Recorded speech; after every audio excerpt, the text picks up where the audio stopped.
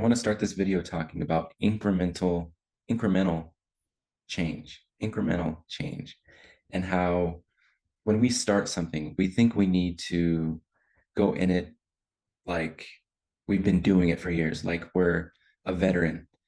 And in reality, we need to go at things as a beginner, especially when you're just starting out. So, for example, when you go to work out and you're somebody that's inconsistent with working out, you're somebody that is um, maybe never even worked out before.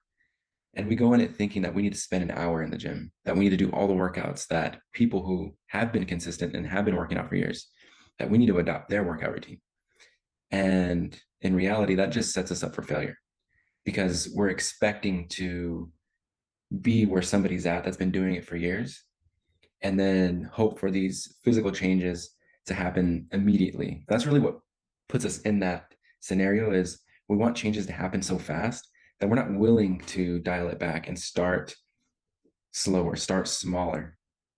We want changes so fast that we're willing to put our bodies through the most to put our bodies through what they can't handle. And then we find ourselves so sore or so much in pain that we don't ever want to go back to the gym or don't ever want to go back to exercising again because we put ourselves through that. And so a better approach would be to start small, to let's see, what is this person doing? And let me do a third of that. This person has been working out for years.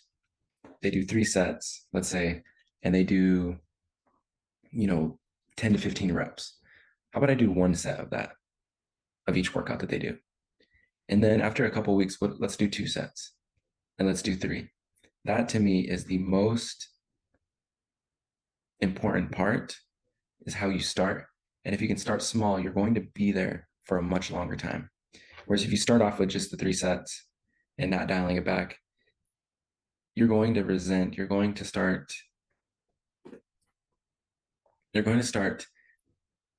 avoiding the gym. You're going to find reasons to avoid it because it's bringing you too much pain and discomfort, where that's not a problem. We do need to be uncomfortable, but we first need to make the gym a part of who we are, a part of our identity, and then we can really increase the volume and those physical changes happen rapidly. But first, we need it to be a part of who we are. And I'll give you an example. So I was never a runner, right? And I wanted to start losing weight a little bit faster. I'd already been working out for probably 5 or 6 months, but I wasn't doing any cardio. I was just weight training. And so I started running one day, and this was in September. And this was a year ago. It was in September. I started running, and I would run a mile, maybe every other day or 2 or 3 times a week. And then I began to enjoy the running. So then I would increase that mile, and I would, let's say a couple weeks went by and I decided to run 3 miles. And I started to really enjoy these longer distance runs. For me, they were longer distance. And then towards the end of September, I looked into what a marathon was and that it was 20 some miles. And it was something that seemed way far away from me, right? And had I went first with the intention of wanting to run a marathon and thinking I needed to run, 10 plus miles or close to 20 miles to achieve a marathon, I never would have gotten there because the pain of running that, of going way over what I could do, would have discouraged me. It would have made me never want to run because of the discomfort and the pain that it brought.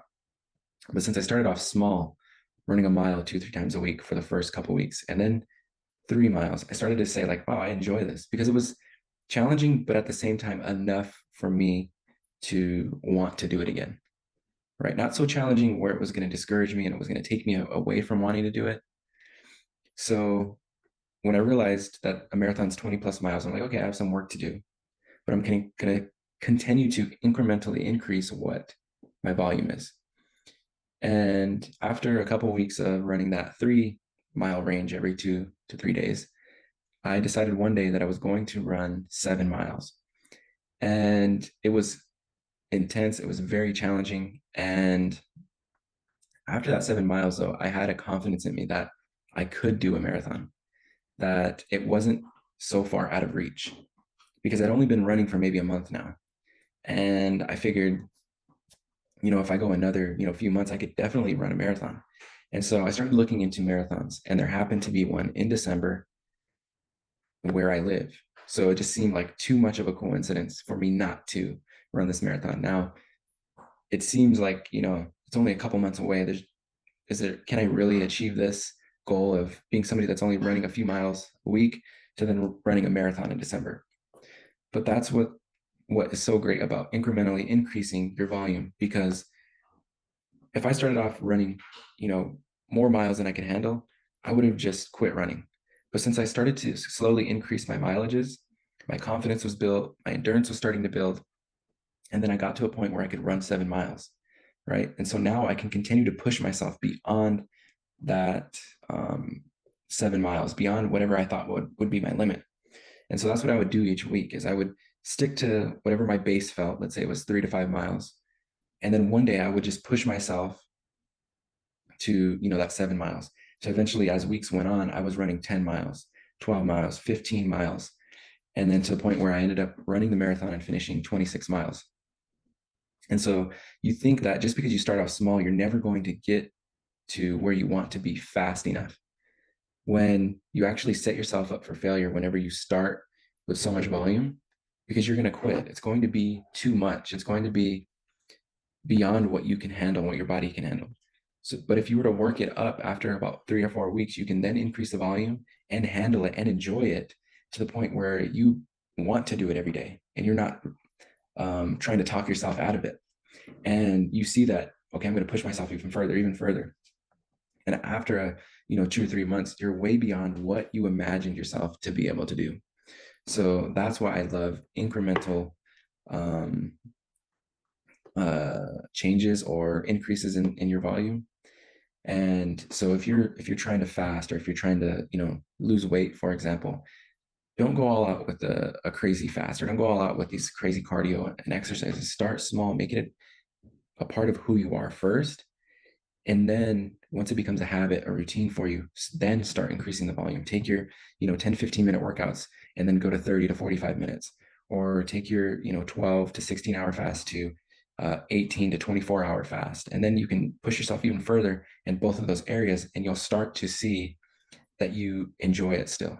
That even though you can push yourself more than the average person, or more than who you were when you first started, you're gonna see yourself enjoying it even more and see even more progress, which is going to motivate you even further. Right? And that's really how it works. So eliminate the belief that you need to put so much on your plate at first.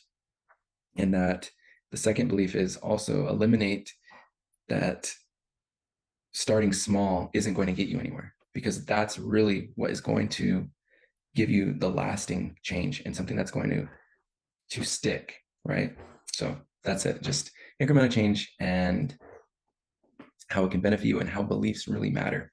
Because as soon as you can eliminate that belief of thinking that starting small doesn't matter, as soon as you can eliminate that belief, that's when things change, because you can start small and you'll see that you'll stick with it for the long term. That's it.